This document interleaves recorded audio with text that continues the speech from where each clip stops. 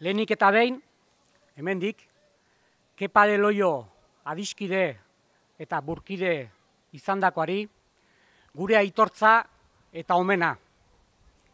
Izan dadila sakabanaketak, gaur egungo espetxe politika kriminalak eragindako azken heriotza. Era berean, euskal preso, iheslari eta deportatu politiko guztiek jaso dezatela gure animo eta babes guztia. Aipatutako helburu horiek gauzatzeko, herri honetako eragile politiko, sozial eta instituzional guztien parte hartzea ezinbestekotzat jotzen dugu.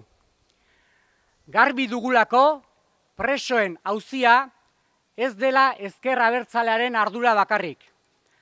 Herri honetan gatazka politiko gogorra bizitzea egokitu zaigu, eta horren ondorio baizik ez dira euskal errepresialatuak. Beraz, ez dezagun beste alde batetara begiratu.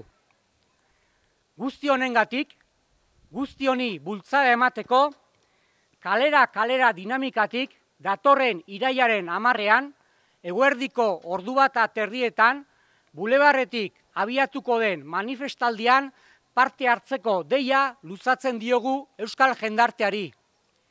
Urratsez urrats, kalera, bakea eta askatasuna irabaztera.